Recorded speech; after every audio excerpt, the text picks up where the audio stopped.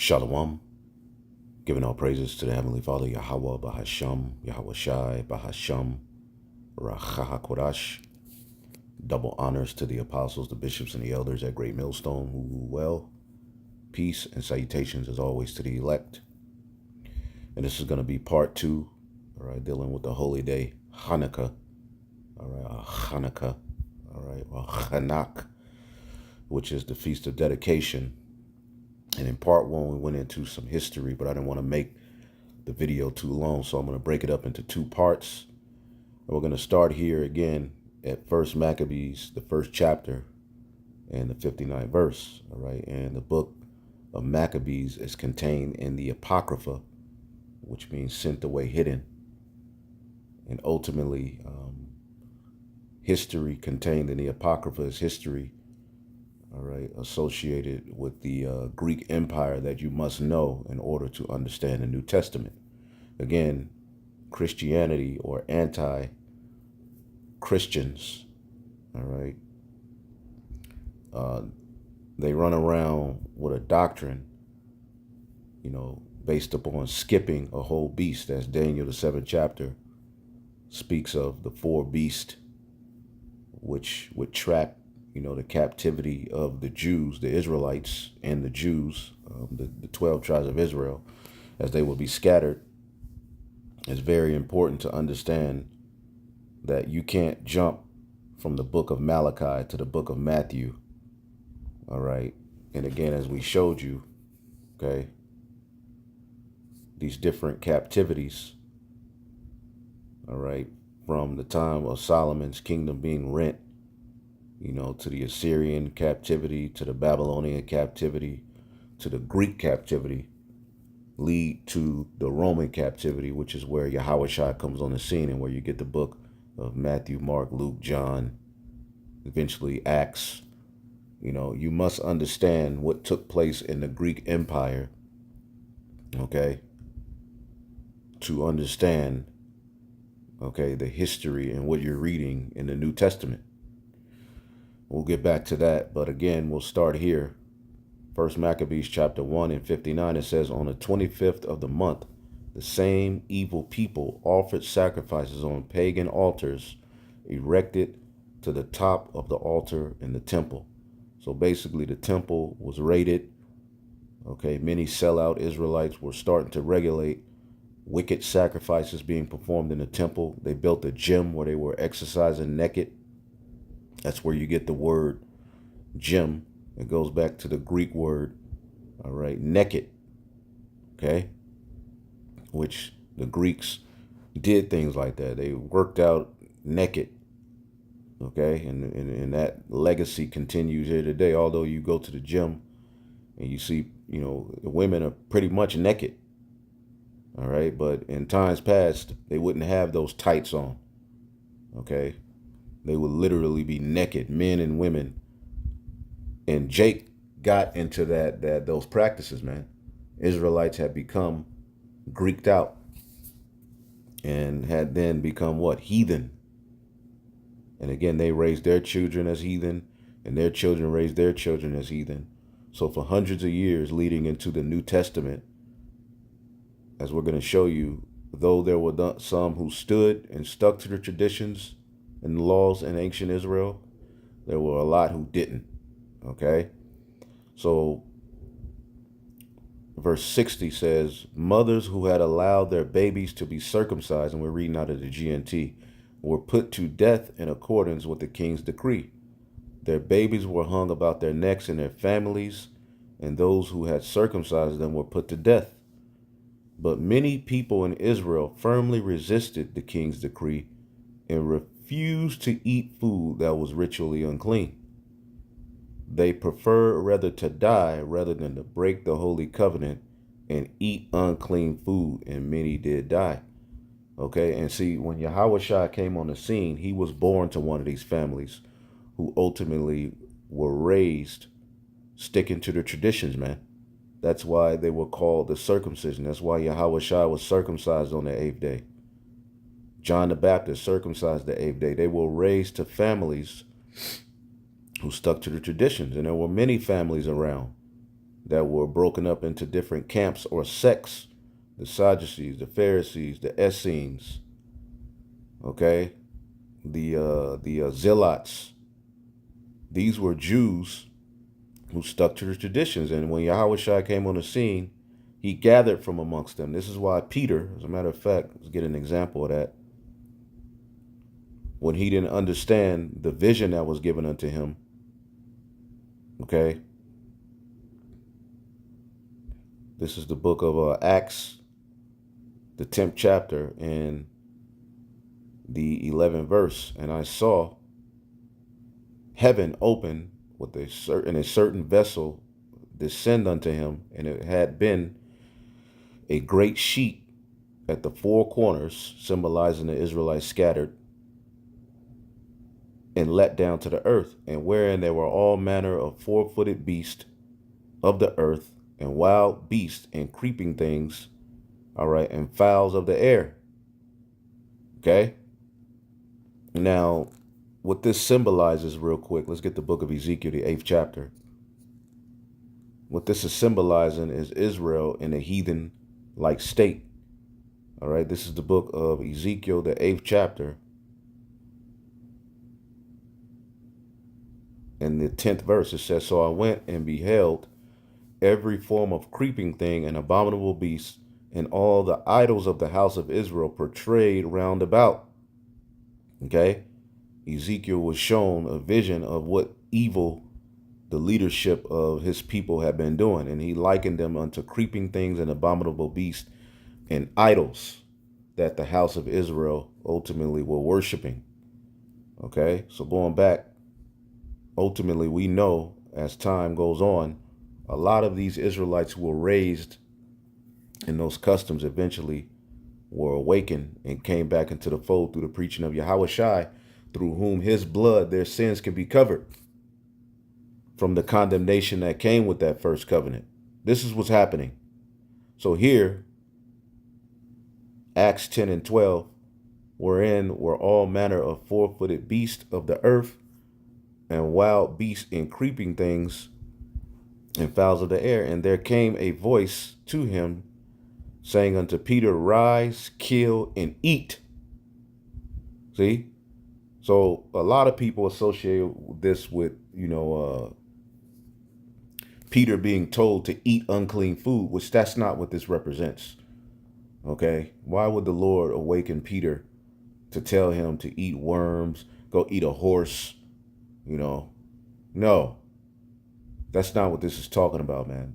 This is ultimately the Gentiles who had been associated with heathen, who had been associated with idols, who had been associated with all of these reprobate things, were now getting ready to be brought back into the fold and have fellowship with those of the circumcision who stuck to the traditions, man.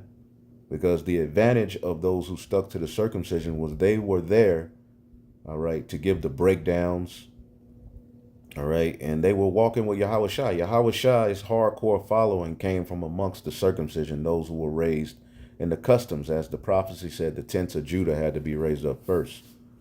Okay? So Peter, who's the head of the circumcision, is now being told to rise, kill, and eat. But when he didn't understand the vision, listen to what he said. But Peter said, "Not so, Lord. I have never eaten anything common or unclean." Okay? Now, when you read it in the NLT, what does it say? "No, Lord," Peter declared, "I have never eaten anything that our Jewish laws have declared impure or unclean." See? See that? Why? Because he belonged to a family that ultimately stuck to the traditions, man. Okay? He was actually a follower of John the Baptist before he became a follower of Yahushua. And John the Baptist was born to a family of priests who were in the temple, who were descendants of Aaron. So Peter was raised as a Jew. He was raised in his culture. He was a natural branch. He was cultivated. And the proof this ain't talking about men, or talking about actual food, and it's talking about men being converted, because you have to understand the common narrative centered around these scattered Israelites at this time that were raised as heathen is that they were no longer a people of the Lord, man. So let's jump down to verse. All right, but let's read this and then we'll jump down. But Peter said, "No, Lord, I have never eaten anything that our Jewish laws have declared impure or unclean." And Yahweh Shai spake a second time and said, "What God hath cleansed, call thou not common." So was it unclean food that he cleansed? Or was it the Gentiles who were going to be what? Purified by the washing of the water of the word and covered through Yahweh Shai's blood. Acts 10 and 28. And he said, "You know how that it is unlawful thing for a man that is a Jew to keep company or come to one of another nation." See, and again, when you go into this in the Greek, and see, we're getting ready to read the history that led to this friction between the two.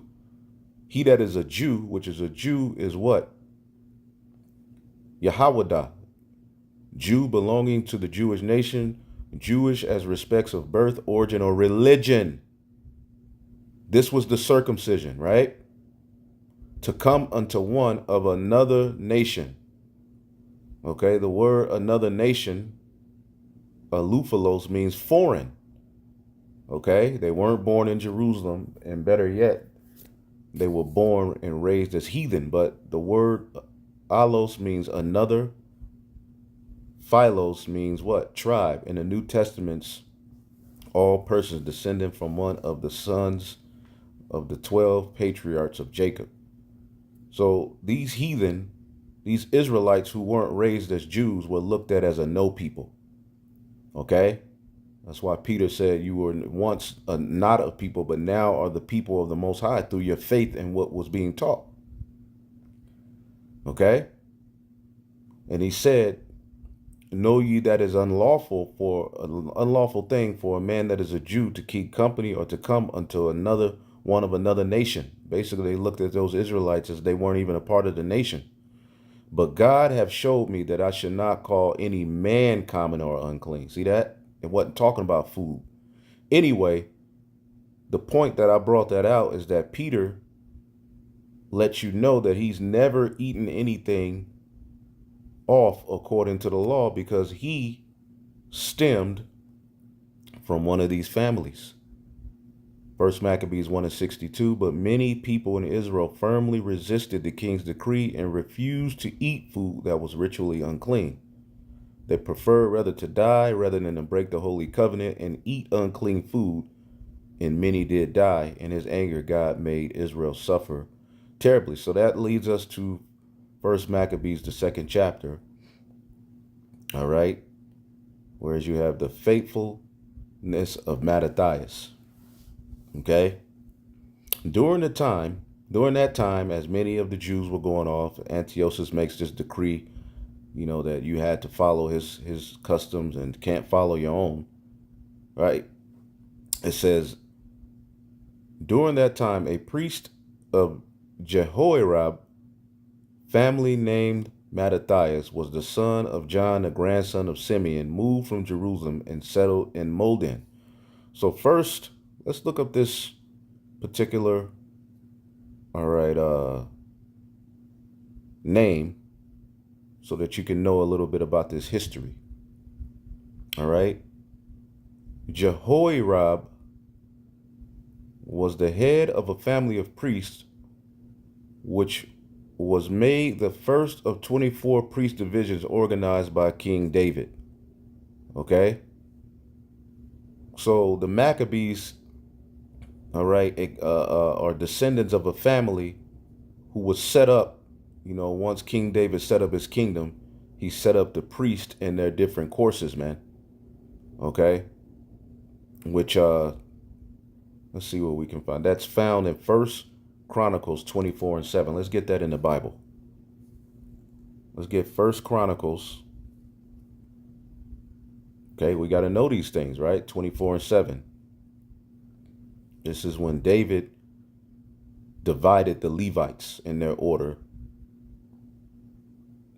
Right now, the first lot came forth of Jehoiarib. All right, the second to Jedediah. All right. So let's look up this name so we can know what it means. Yah Ra Yah Yorad. Yah. All right. Wa Yah Ra Yad. All right. Yahweh contends. And that's what the Maccabees did. They contended, man. Priest in Jerusalem, the head of the first of the 24th courses of the priest in David's time. Okay, just like there's an order in the heavens. The David, once he got his kingdom, he set up an order of priest on earth. Okay, point blank period, man. I believe that's in the book of Revelation. Yep, Revelation 4:4. 20 and 4 throne, NLT. 20 and 4 thrones surrounded him, and 24 elders sat on them. They were all clothed in white and had gold crowns on their heads. So just like there was an order, there's an order in the heavens. All right, that order was set up on earth with the priests by King David. But this particular family, okay, would eventually lead, okay, to the Maccabees. See?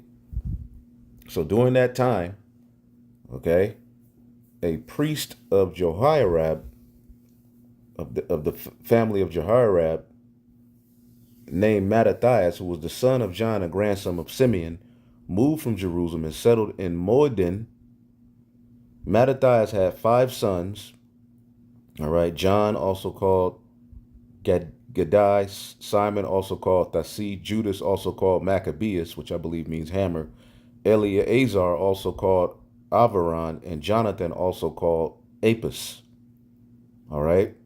When Mattathias saw all the sins that were being committed in Judea and Jerusalem, he said, "Why was I born to see these terrible things? The ruin of my people and of the holy city. Must I sit here helpless while the city is surrendered to enemies? The temple falls into the hand of foreigners. The temple is like someone without honor. Its splendid furnishings have been carried away as loot. Our children have been killed in the streets. Our young men by the sword of an enemy. Every tribe in the world has occupied the city and robbed her of her possessions. All her ornaments have been stripped away. She is now a slave and no longer free. Look at our temple profaned by the Gentiles, emptied of all its splendor. Why should I go on living?" He was like, wow. Remember, he comes from a family of priests who stem from at the time of King David. Once the throne was reestablished in Jerusalem, ultimately he stems from that family who ultimately was set up in their courses to serve in the temple. That order was still being followed at the time that John the Baptist came on the scene, which is why his family, all right, were in the temple. His father, Zechariah, was in the temple, but that's another history for another time. It says, in their grief, Mattathias and his sons, all right, while again, you have a falling away, you have many Israelites who are like, shit, I'm down with Antiochus, let's eat swine, let's sacrifice swine, let's not be circumcised. You have this remnant of Jews, all right, who belong to the tribe of Loya, okay, Levi, like hell nah. So they start mourning. They went back into their customs. They said, verse 15, then the king's officials who were forcing people to turn from God came to the town of Moedin to force the people there to offer pagan sacrifices. And when you look up Moedin, let's look that up just so you can see it. It's an actual city. Today, the high is 64, the low is 46. Okay. But when you go into the history, Moedim Maccabeum, root, all right, showing you that this town is still associated with what the Maccabees did, man. Okay. But it's a town in Israel. Okay. It says this place was the origin of the Maccabees, the rebels who were Jews who freed Judea from the rule of the Seleucid Empire, established the Hasmonean dynasty. See, if you don't understand this history, you're not going to understand the New Testament. Point blank, period. Okay? But we'll get back to that. Many, all right, First Maccabees 2:16, many of the Israelites came to meet them, including Mattathias and his son and the king's official. This is what they told Mattathias. You are a respected leader in this town. You have the support of your sons and relatives. Why not be the first one here to do what the king has commanded? So the black boule came to Mattathias like, look, bro, stop. These niggas got power. They're killing us, bro. Just do it. Just, bro, sacrifice to the idols, man, so we can just have our little, so we can chill. All right. Why not be the first one here to do what the king has commanded? All the Gentiles and the people of Judea and all of the people left in Jerusalem have already done so. If you do, you and your sons will be honored with the title of the friends of the king. And you will be rewarded with silver and gold and many gifts, man. These are your modern day, all right, buck dancing Christians. All right, Israelites who follow Christianity and want you to bow to the king and not stir up any friction. Mattathias answered in a loud voice, I don't care if every Gentile in his empire has obeyed the king and yielded to the commandment and abandoned the religion of his ancestors. My children, my relatives, and I will continue to keep the covenant that God made with our ancestors. With God's help, we will never abandon his law or disobey his commands. We will not obey the king's decree, and we will not change our ways, all right, of the worship in the least. And again, this eventually led to the Hasmonean dynasty, man. Okay? Which this is where you get the scribes, the Pharisees, the Essenes, the zealots. Okay? These were the Jews who stuck to the traditions. Many had started to sell out. Okay? But this is how you have Jews who stuck to the traditions when Yahushua came on the scene. And the fourth beast, the Roman Empire. If you don't understand this history, you're not going to understand the Bible. Okay? Again, you can't skip a whole beast in Daniel, the 7th chapter, and think you're going to understand the fourth beast. No. So he said, we're not going to change our ways of worship. Just as Mattathias was speaking, one of the men from Modin decided to obey the king's decree and stepped out in front of everyone to offer a pagan sacrifice on the altar that stood there. When Mattathias saw him, he became angry enough to do what had to be done. Shaking with rage, he ran forward and killed the man right there on the altar. He also killed the royal official who was forcing the people to sacrifice when he tore down the altar. In this way, Mattathias showed his deep devotion to the law, just as Phineas had done when he killed Zimri, the son of Salu. And that you go back to Numbers to read that, So these were, again, this is the tension between those who kept the laws and those who were raised as heathen. They were putting them to death. So when you read in the New Testament, the Jews were like, nigga, why are you bringing heathen into the temple? The Jews were like, these Gentiles can't come in unless they be circumcised. It stems from this. The guerrilla warfare of Mattathias. Then Mattathias, went through the town shouting, everyone who is faithful to God's covenant and obeys his laws, follow me. With this, he and his sons fled to the mountains, leaving behind all that they owned. At that time, many of the Israelites who were seeking to be right with God through obedience to the law went out to live in the wilderness, taking their children, their wives, and their livestock with them because of the terrible oppression that they were suffering.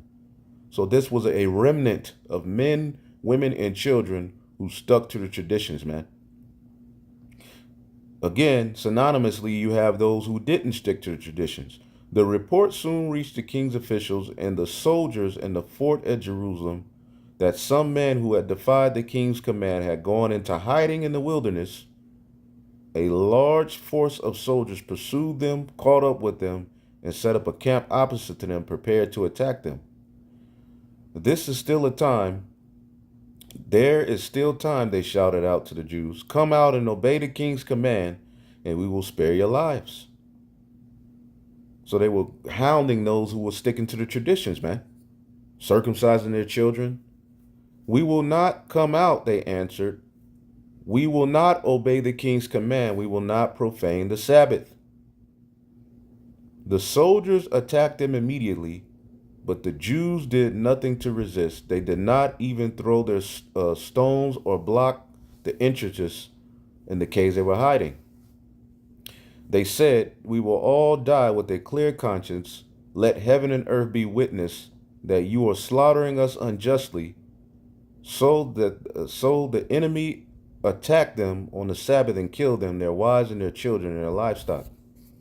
Okay, because on the Sabbath you can't fight. You're not supposed to do anything. So ultimately the heathen knew, all right, let's get them on the Sabbath.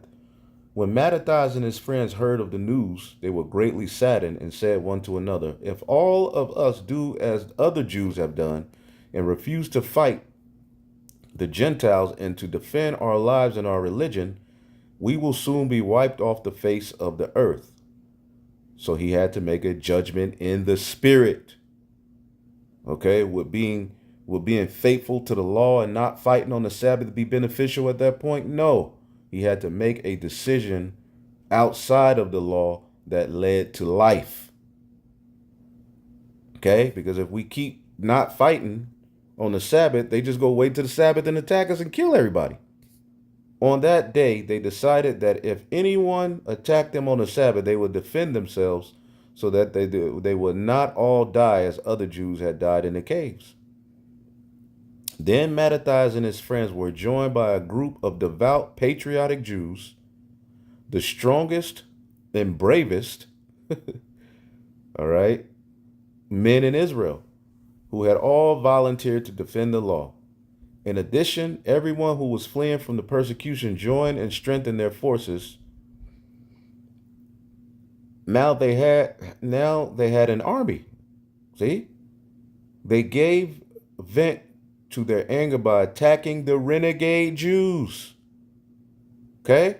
So they were putting the Jews to death. As a matter of fact, let's see if I thought I had it. Let me see. I'll bring it up. Give me 1 second. All right. This is some history. It says, after Mattathias' death, it's on Wikipedia, about 1 year later in 166 BCE, his son Judas Maccabeus led a band of Jewish dissidents that would eventually observe other groups opposed to the Seleucid rule and grow into an army. While unable to directly strike Seleucid power at first, Judas's forces could maraud the countryside and attack Hellenized Jews, of whom there were many. See, so they were putting to death Hellenized Jews. See? And see, this is why under Yahushua it says there is neither Jew nor Greek. Because the common history, all right, tied to these Hellenized Jews and these Jews who kept the laws was ultimately friction, man. But see, in Yahushua, those particular Jews who were scattered and Hellenized eventually can come back into the fold, man. Okay, the word Hellenized means what? To adopt Greek culture, religion, language, and identity by non-Greeks. And the Jews, okay, followed these things. But again, as we're reading, Judas's forces, okay, they were putting to death and attacking Hellenized Jews.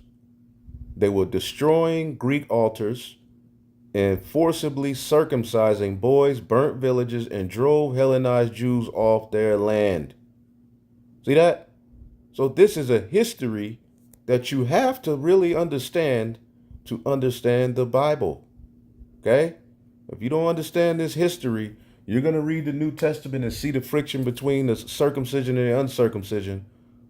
And you're going to be like, hell no. Nah. Again, this is why when you get into the history, when these Gentiles, these Israelite foreigners started to come back into the fold, started with Cornelius. This is why when you get Acts 11, okay, and 1, okay, let's start at NLT. Soon news reached the apostles and other believers in Judea that the Gentiles, okay, had received the word of God. But when Peter arrived back in Jerusalem, the Jewish believers criticized him. You entered into the homes of Gentiles and even ate with them? Ate with them? Again, this is talking about what? You wentest into men uncircumcised, basically those scattered Israelites who had been raised as heathen. Call Allah Yahweh Shem Yashai 144.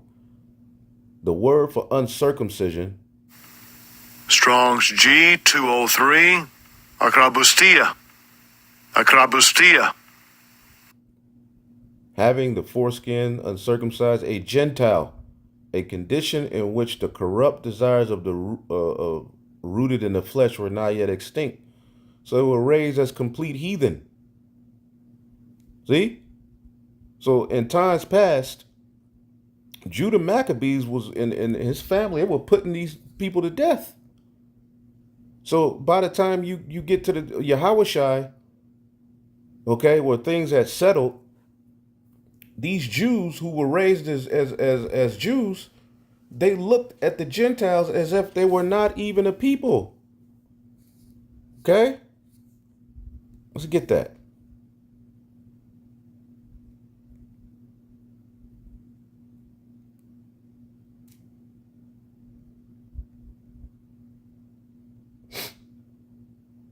And who's Peter writing this letter to? Let's get 1 Peter's 1 real quick. 1 Peter's 1 and 1. Peter, an apostle of Yahushai, the Messiah, to the scattered strangers scattered throughout Pontus, Galatia, Cappadocia, Asia, Bithynia. Okay, let's look up the word scattered. And John Calvin agrees with this vocab. The word scattered is diaspora, dispersion. Israelites dispersed among foreign nations, man. Of the followers of Yahushua scattered abroad among the Gentiles. And they were coming out of that idol worship. And through Yahushua's sacrifice, they can now be brought back into the fold. So Peter, an apostle of Yahushua, to the scattered elect strangers throughout Pontus, Galatia, Cappadocia, Asia, and Bithynia, elect according to the foreknowledge, all right, of God. And see, these particular regions were conquered by the Greeks and the Romans, man. And many Israelites fell away to their idols. But see, many of those Israelites would eventually wake up, just as we did, elect according to the foreknowledge of God the Father through the sanctification of the Spirit, unto obedience and sprinkling of the blood of Yahushua, grace and peace be multiplied unto you. See, because they were obedient to the word as they had been taught. It was the Jews who taught them this word. Again, let's get Romans 3 real quick. Okay, Romans, the 3rd chapter, in the 1st verse.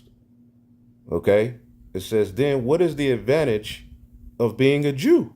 Is there any value of the ceremony of circumcision? Yes, there are great benefits. First, all the Jews were entrusted with the revelation of God. Ultimately, they had the breakdowns. They had the oracles. All right? They had to be around to ultimately be followers of Yahushua, to have the breakdown to give to the Gentiles as they went out preaching, man. Point blank period. So there was an advantage to being of the circumcision as long as you follow Yahushua, man. And many of the Jews didn't want to follow Yahushua. But going back to 1 Peter chapter 2 and 9. But ye are a chosen generation, a royal priesthood, and holy nation, a peculiar people, that ye should show forth praises of him that called you out of darkness into this marvelous light, which in times past were not a people. See? But now are the people of God, which had not obtained mercy, but now have obtained mercy. Dearly beloved, I beseech you as strangers and pilgrims, abstain from fleshly lusts which war against the soul. See that? In times past, you were not a people. You once had no identity. But see, as it says in the book of Ephesians, okay, Ephesians 2:11, wherefore remember that ye being in times past Gentiles in the flesh, who were called uncircumcision by that which is called the circumcision in the flesh made by hands, that being at that time, so they were called uncircumcision, they were called a no people by those who were raised as the people, that at that time ye were without Yahushua, being aliens to the commonwealth of Israel and strangers from the covenants of promise, having no hope. See, but now in Yahushua, ye who were sometimes were afar off are made nigh by the blood of Yahushua. See, so the Gentiles could be brought back in contrary to the law, but through faith in who the world ignorantly calls Jesus Christ, which those of the circumcision that believed on him went preaching him. See, and among every nation where the scattered Israelites were, they could be accepted back in through believing in that message. Okay, but let's stick to the point of the lesson, and we'll get up out of here. Okay. First Maccabees chapter 2. All right. And 42. Then Mattathias and his friends were joined by a group of devout patriotic Jews. This is the history. The strongest and bravest men in Israel, who had volunteered to defend the law. In addition, everyone who was fleeing from the persecution joined them and strengthened their forces. Now, they had an army. They gave vent to their anger by attacking the renegade Jews. See, they attacked them. They looked at eventually, they said they aren't Jews. They ain't the people of the Lord. Those who escaped were forced to flee to the Gentiles for safety. Mattathias and his friends went everywhere, tearing down pagan altars and circumcising by force every circumcised boy they found within the borders of Israel. Did not Paul circumcise Timothy? See? Titus didn't get circumcised, but again, circumcision is not the standard of what makes you right with the Most High, man. It's an inward circumcision, an inward, all right, cutting off. All right, it says they were also successful in hunting down arrogant Gentile officials. They rescued the law of Moses from the Gentiles and their kings and broke the power of the wicked King Antiochus. When Mattathias passed away, he said to his sons, these are the times of violence and distress. Arrogant people are in control and have made us an object of ridicule. Speaking of those black boule, those sellouts, man. Okay?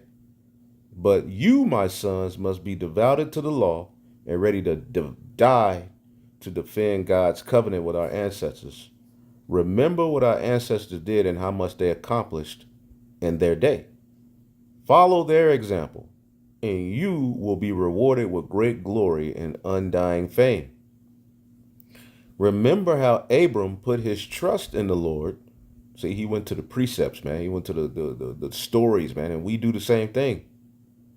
And was tested, and how the Lord was pleased with him and accepted him. Joseph, in his time of trouble, obeyed God's command and became ruler over the land of Egypt. Phineas, our ancestor, because of his burning devotion, was given a promise that his descendants would always be priests. Joshua was made a judge in Israel because he obeyed the command of Moses. Caleb brought back a good report to the community and was given a part of land as a reward. David was made king and was given the promise that his descendants would always be kings because of his steadfast loyalty to God. Okay, Elijah, because of his great devotion to the law, was taken up into heaven, just like Enoch, which means dedicated. All right, or learned man. It says, because of his great devotion to the law, was taken up into heaven. Hananiah, Azariah, and Mishael were saved from the flames because they had faith. Daniel was a man of integrity, and these are all Israelites he's talking about. Of course, Abraham wasn't an Israelite, but he belonged to the lineage of the Hebrews. The Hebrews, which eventually became Israelites. That lineage, man. Okay? That descended from Adam through Seth, through Enos, who then began men to call on the name of the Lord, man. From Enoch, Methuselah, all the way up to Noah, who had Shem, who had Arphaxad, which would lead to Peleg, Eber, and so forth, man. We belong to that lineage, man. That's the chosen lineage. That would lead to Abraham, who had Isaac and Jacob, man. Okay, it says, take each of these ancestors. It says, Daniel was a man of integrity, and the Lord rescued him from the mouth of lions. Take each of these ancestors of ours as an example, and you will realize that no one who puts their trust in the Lord will lack strength. Don't be afraid of the threats of a wicked man. Remember that today he will die. All right, it says, don't be afraid of the threats of wicked man. Of a wicked man. Remember that he will die, and all his splendor will end with worms feeding on his decaying body. Now, that actually took place. When you go to Antiochus' death, see if I can pull it up here. Second Maccabees, let's go to Second Maccabees, the 9th chapter.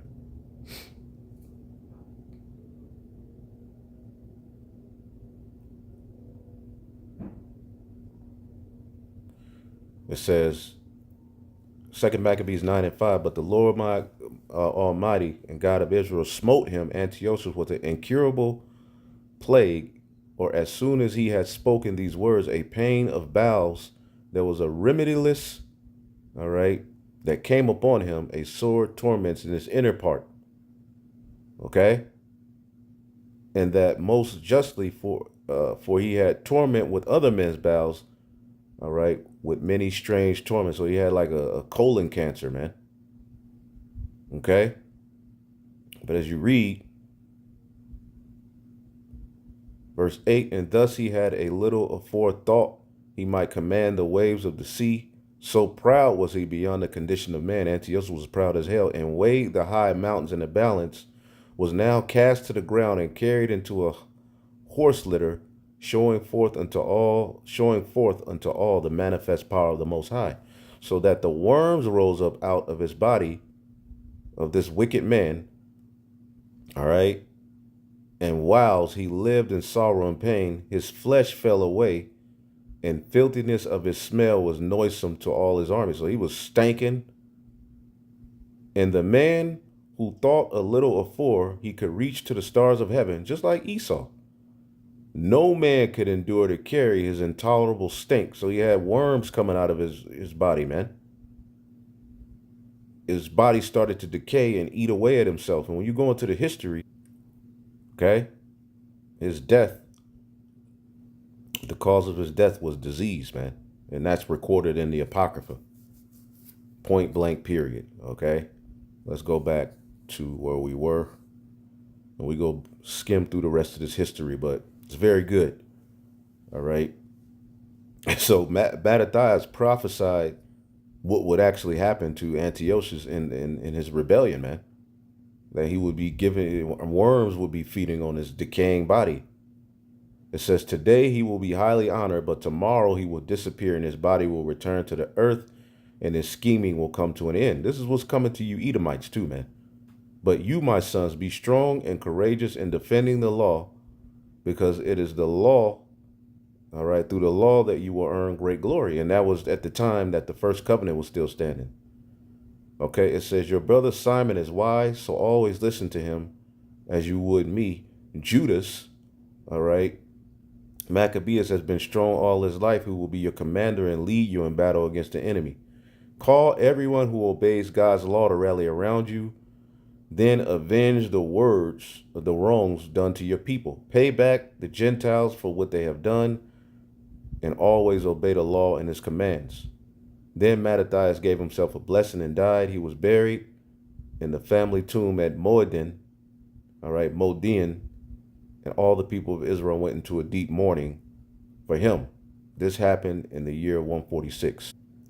All right, so when you get the third chapter, First Maccabees 3, it gives the victories of Judah, man. Judah Maccabees took the place of his father Mattathias, and all his brothers and all loyal supporters of his father gave him their support, and they were happy to carry on Israel's war. Judas brought great glory to his people. In his armor, he was like a giant. Okay? He was like David. He was like a mighty man. He took up his weapons and went to war. All right? With his own sword defended he his camp. He was like a ferocious lion roaring as it attacked. Judas hunted down those who broke the law. See that? We got to keep showing you that this is the reason many of those of the circumcision were like hell now when it came to the uncircumcision, because they come from a family of history who stuck to the traditions, man. See that? So they were calling those uncircumcised Israelites heathen. They were calling them a no people, man. This is why Peter was told to rise, kill, and eat, basically, and take in a new way of thinking. These people, okay, are going to be brought in through the blood of Yahweh Shai. These Gentiles can be covered with even all of the sins they did. They could be covered and brought in through Yahweh Shai, man. See that? So Yahweh Shai's hardcore following came from these families that stuck to the laws, man, stuck to the traditions. Okay, the tents of Judah had to be raised up first. But see, it was all centered around him. Anyway, it says he hunted down all those who broke the law and set fire all those who oppressed his people. In fear of him, lawless men huddled together in terror, knowing not which way to turn. And see, in spirit, this is what we're doing. We're doing this now, and ultimately now vocab is here. Like, oh shit, we got to do something about these guys. He made life miserable for many kings. He brought joy to the people of Israel. We will praise him forever for what he did. And this is why we're in his holy day. Okay? We went through the towns of Judea and destroyed all the godless men. He relieved Israel of its terrible suffering. His fame spread to the ends of the earth. He gathered those together who were threatened with death, man. Just like David did. Okay? So you can read the history of how certain Greeks and heathen were like trying to come up against him, but ultimately he was smiting their ass, man. The Lord was with him and his army. Okay? So you can read that history. Okay? It's all kind of history and things you can read in this chapter, man. Okay? Yeah, here's a point where these Gentiles came with so many people that the Judas's army was like, well, what are we going to do? All right. Let's see here. Jumping down to verse 50. Lord, what shall we do with these things? Where shall we take them now that our holy temple has been trampled and profaned by the Gentiles? And your priests mourn in disgrace. The Gentiles have come to attack and destroy us. You know what they plan to do. If you don't help us, how can we stand up against them? And this is what we saying.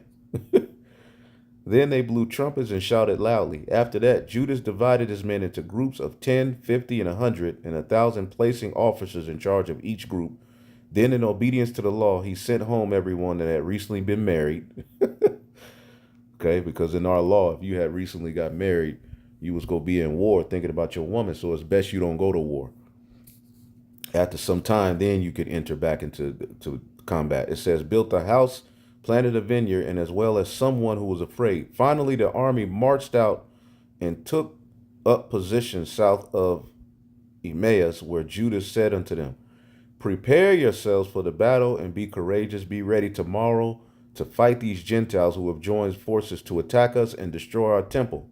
It is better for us to die fighting than to stand idly, all right, and watch the destruction of our nation and our temple, but the Lord will do what he pleases, man. And this is the mindset of the elect in these times, man.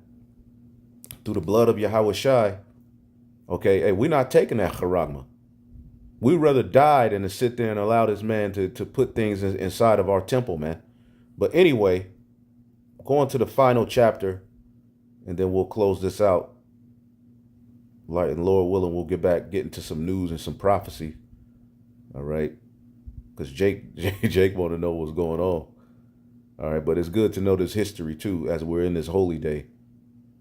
You know, I mean, brothers get together, you know, and do it to the best of our ability. We always giving to one another anyway, because pretty much instead of Christmas, you have Hanukkah where you can give gifts to one another, be merry, eat, drink, you know, but we're still in war. You know, we're still at war. So it's hard to fully enjoy it, but we do these things to the best of our ability, man. Okay. It says, and Gorgias took 500 infantry, 1,000, yada. And you can read this history. Let's see here. And the Lord was dealing with him, man. This is what Judas told his men. First Maccabees 4:8. But Judas said to his men, don't worry about the size of their army. Don't be frightened when they attack. Remember how our ancestors were saved at the Red Sea when the king of Egypt was pursuing his army. Which one body, they're no longer one body, Yahweh Shah. They say that didn't really happen. Moses didn't really part the Red Sea. That would be witchcraft. Now let us ask the Lord to have mercy on us. And see, what one body and a lot of these guys represent is they want you to bow, all right, like these other Gentiles had our people bowing, man. They were basically the black boule of their day.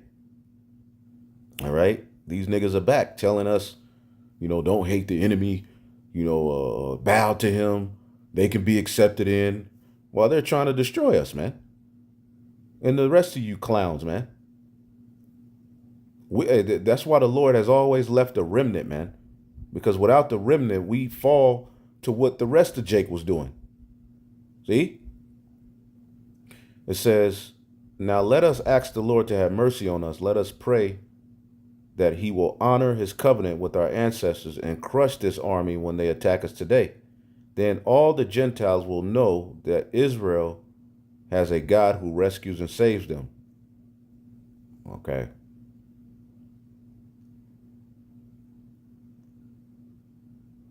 Let's see here. I mean, you can read this history. I mean, read it on your own. We can't give you everything in these videos. Read the history. But these heathen had their mighty armies, man. 6,000, 5,000. Meanwhile, Judas got only 3,000, who he had to split into different fractions, man. Okay? As you can see here, they got 60,000 and Judas, all right, had 10,000, as you see here. When Judas saw how strong the enemy's army was, he prayed. See, he prayed to the Lord.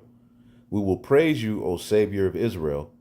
You broke the attack of the giant by the hand of your servant David, and you let Saul's son Jonathan and the young men who carried his weapons defeat the entire Philistine army. Now, in the same way, all right, and Judas has a lot of symbolism with David. It says, in the same way, you let our people defeat our enemies, put them to shame in spite of all their confidence, and then their infantry and cavalry. Make them afraid. Let their bold strength melt away. Let them tremble. All right, and at the prospect of defeat.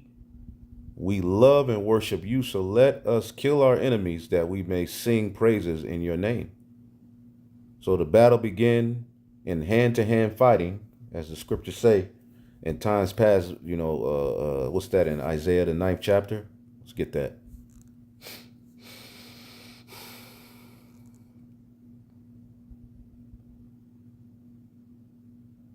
Isaiah 9:5, for every battle of the warrior is with confused noise and garments rolled in blood, but this shall be with burning and fuel of fire. So in times past, this is how wars were fought. Okay, hand-to-hand combat. Okay. It says, while Isaiah, all right, which, let's look him up real quick.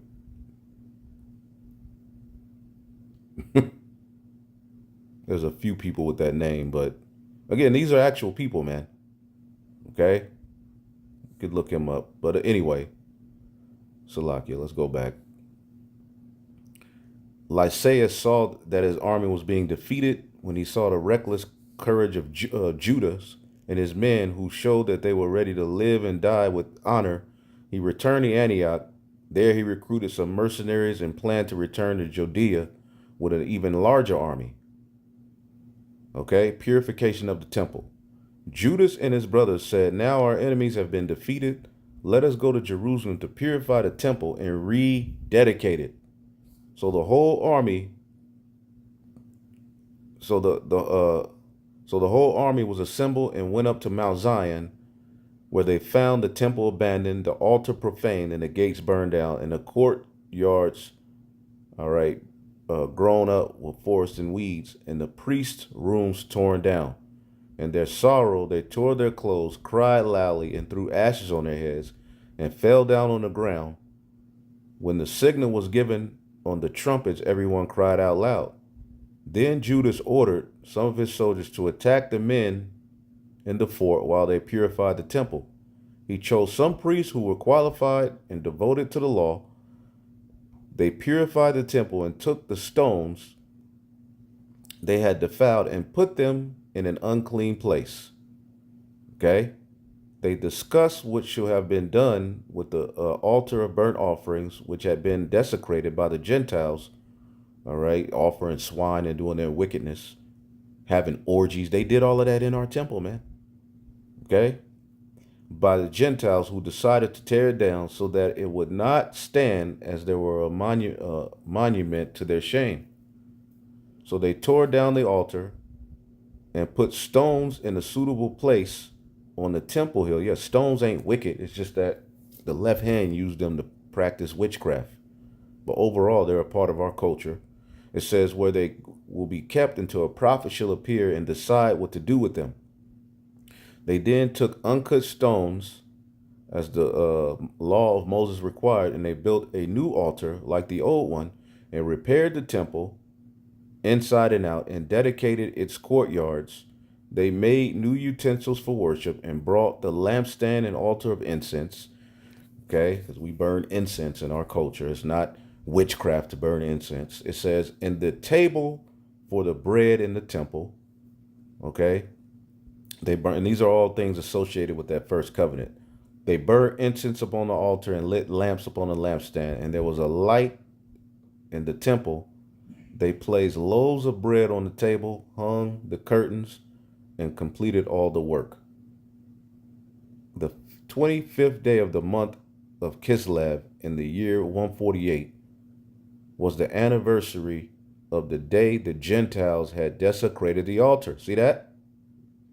It says, on that day was a sacrifice offered on the new altar in accordance to the law of Moses. The new altar was dedicated with hymns were sung to the accompaniment of harps, flutes, and cymbals. All the people bowed with their faces to the ground and worshiped and praised the Lord for giving them victory. For 8 days they celebrated the rededication of the altar with great joy, and burnt offerings, and allowed fellowship offering, all right, and thank offerings. They decorated the front temple with gold crowns and shields, and rebuilt the gates in the priest rooms, and put them on doors. Now that the Jews had removed the shame that the Gentiles had brought, they had a great celebration. Then Judas and his brothers and the entire community of Israel decreed that the rededication of the altar should be celebrated with a festival of joy and gladness at that same time each year, beginning on the 25th of the month of Kislev, lasting 8 days. See that? A festival of joy and gladness, man. See? Then they built high walls, okay, and strong towers. As a matter of fact, let's read this part in the King James.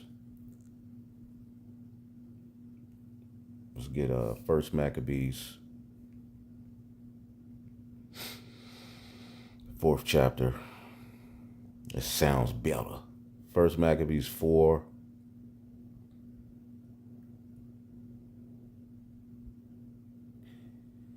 And 61. And they set their garrison to keep it fortified, and fortified Bethsur to preserve it, that the people might have a defense against Idumea.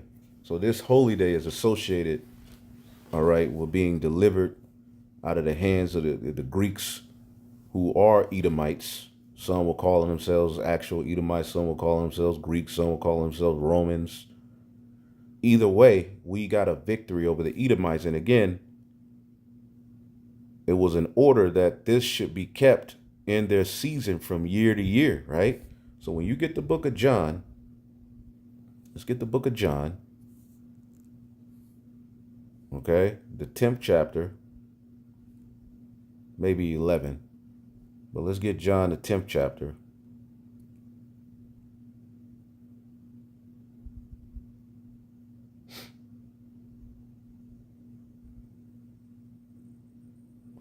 Right.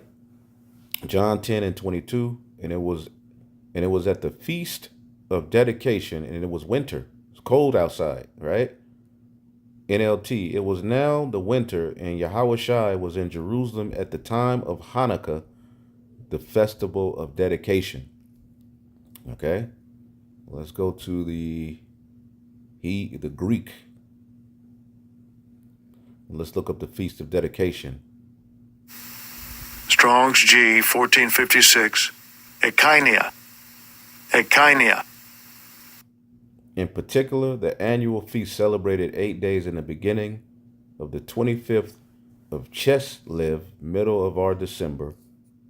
Okay, and we're in, again, everything's thrown off. So we're in November, and I believe this holy day came in at sundown on November 24th.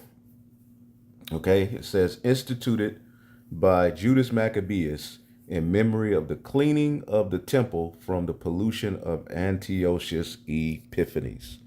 So this is actual history. And here it is. This is a holy day that Yahushua was at. He was celebrating it. He didn't rebuke it. See, these Christians want to tell you that Apocrypha is this and that. Don't listen to it. It's off. But here it is. Yahushua and the Jews are at a festival of Hanukkah, celebrating the festival of dedication, man.